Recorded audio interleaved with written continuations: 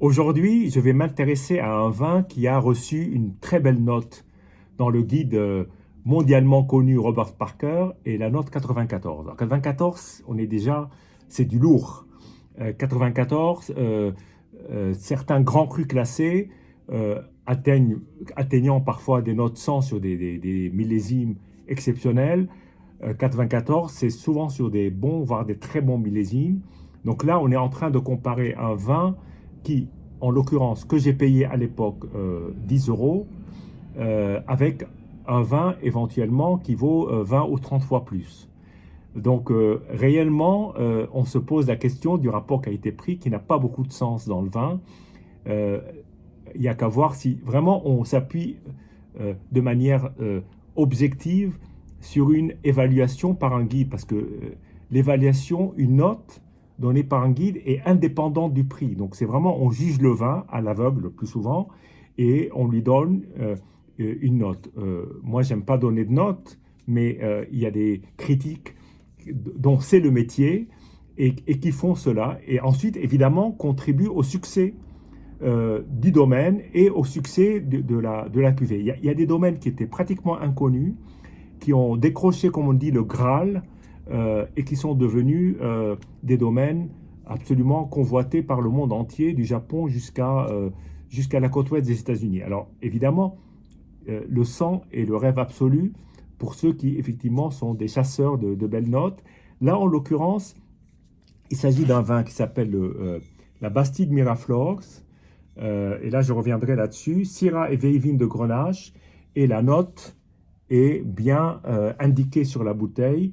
Ce vin est distribué en grande distribution, entre autres, mais c'est des cavistes aussi, ce qui n'est pas péjoratif pour moi, parce qu'on peut très bien trouver de très très beaux vins dans les grandes surfaces. D'ailleurs, les grandes surfaces maintenant ont souvent des caves qui sont à, à, à température régulée et même à humidité. Donc voilà, il n'y a pas de sectarisme là-dessus, mais c'est un vin de grande diffusion. Voilà ce que je voulais dire. Donc c'est pas une petite cuvée confidentielle.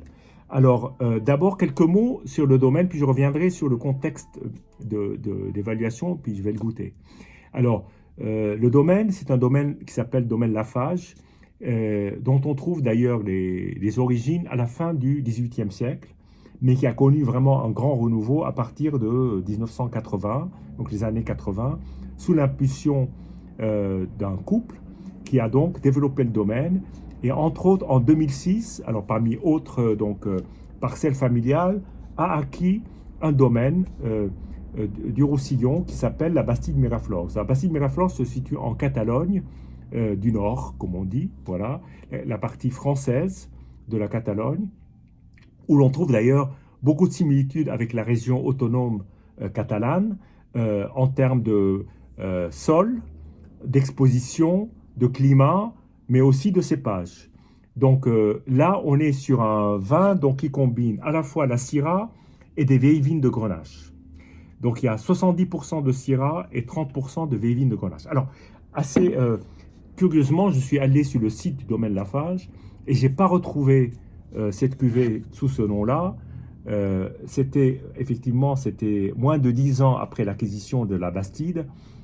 Peut-être, là je pose une question, peut-être que le nom a été absorbé et que maintenant c'est une autre cuvée ou qui peut être assemblée avec d'autres parcelles de leur domaine tel qu'il était avant 2006.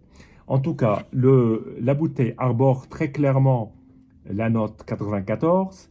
Voilà, c'est un vin qui est largement distribué et c'est probablement un vecteur de vente parce que quand on tombe sur un vin, on ne sait pas grand-chose sur un rayon et on voit Robert Parker 94 points et qu'il coûte entre 10 et 15 euros, bah forcément on est un peu intrigué. Donc à l'époque, moi j'en avais acheté un carton de 6. J'ai dégusté 5 des 6 vins et voilà, c'est la dernière qui me reste. Alors, quand je lis la critique par cœur de l'époque, je ne vais pas rentrer dans le détail de ce que le critique trouve, il le met en comparaison avec des vins de Californie. Ça lui rappelle certains vins de Californie de la maison Sine Qua Non.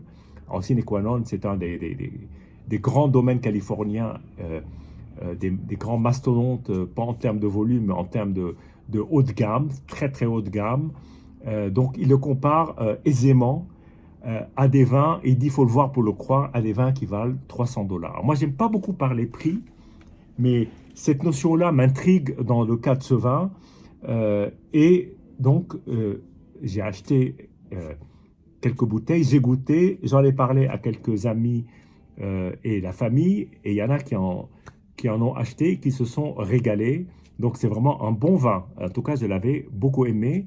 Alors, à l'époque, le critique qui a attribué cette note, c'est Jeb Dunuk.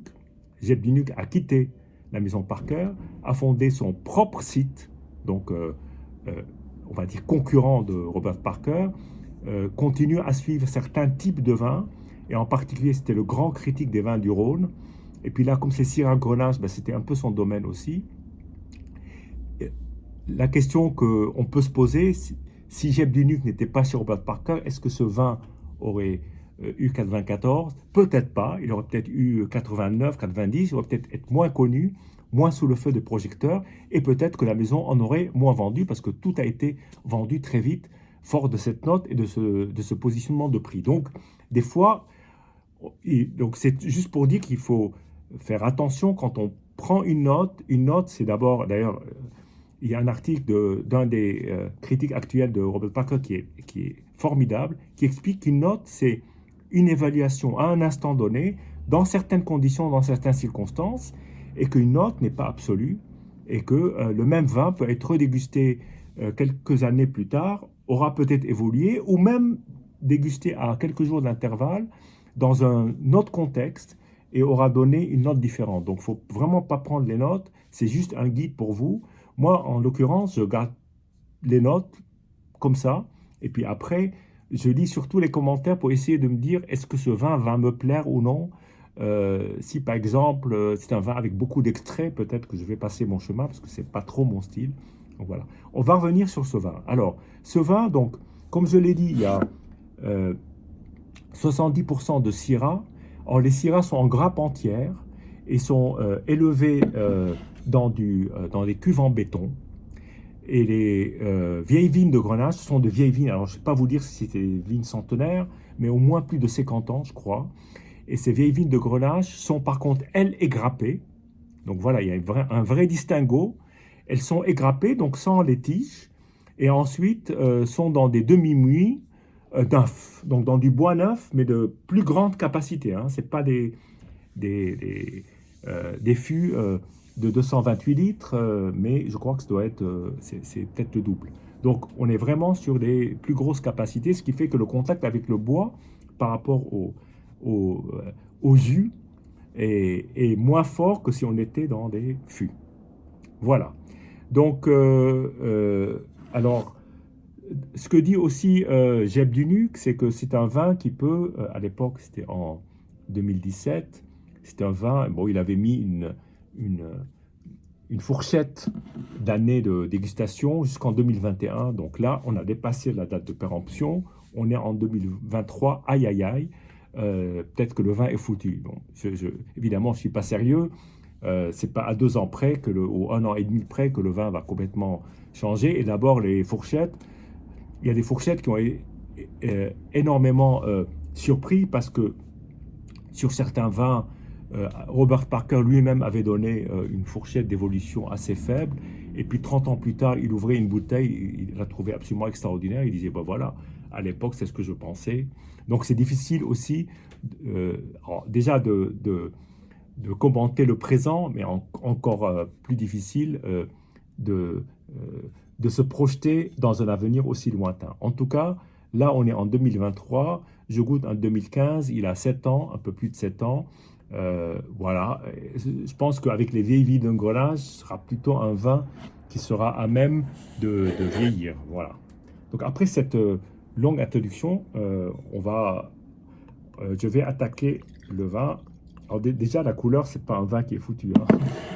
Déjà, la couleur est encore une couleur très contemporaine, très actuelle, une belle couleur euh, on va dire, allez, grenat pas trop extraite, ce qui me plaît, ce qui est un bon signe. Donc c'est pas noir, voilà, même si à l'écran ça peut paraître un peu noir, mais c'est une couleur quand même grenat, plutôt belle, assez brillante, avec un pourtour qui commence à être évolué, mais pas trop. Mais de toute façon, sur des vins du Sud en 2015, s'ils sont bien faits, tel que je vous l'ai décrit quand même, il y a un élevage qui est beau, et après, ces deux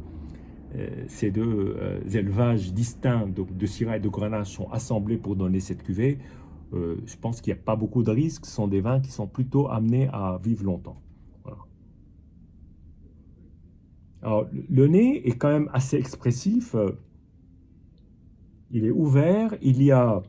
Pour moi, il y a du fruit, mais il y a aussi un végétal épicé qui est quand même très agréable. Alors, si on se projette dans le Rhône, la Syrah, c'est le nord du Rhône et le Grenache, c'est le sud du Rhône. Donc là, on a vraiment une conjonction des deux facettes du Rhône, mais là, on n'est pas dans le Rhône, évidemment, on est beaucoup plus au sud. Et là, je sens vraiment de la fraise. Et après, agitation, un côté élevage qu'on ressent, avec des notes un peu vanillées, un peu fumées. Mais c'est un joli nez, c'est un beau nez, très séduisant, en fait. Voilà.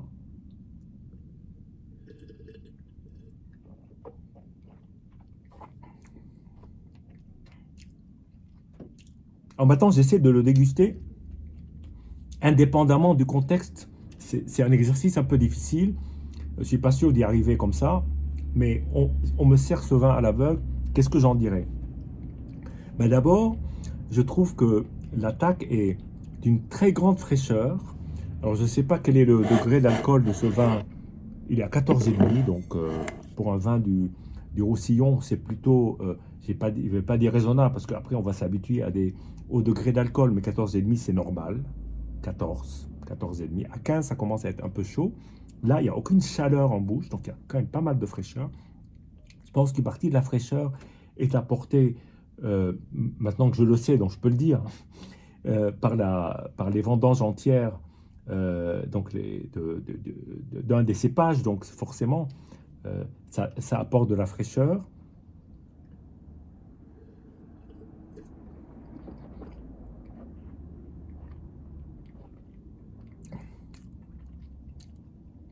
Il y a une matière assez épicée, euh, une belle acidité, pas trop prégnante, un bel équilibre dans l'ensemble.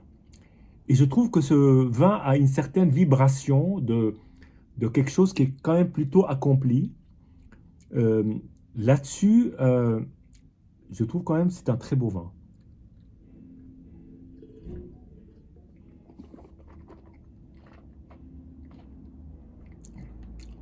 Je ne sais pas pourquoi je dis quand même, peut-être à cause de tout le contexte. Mais dans l'absolu, c'est un très beau vin. Il y a un côté presque café au goût, mais c'est un vin d'une grande vivacité, il y a une vibration, il y a une belle matière en bouche, et une assez belle finale, sans aucune chaleur, mais avec ce côté presque épicé, à la limite du mentholé, poivré, euh, et sur le fruit.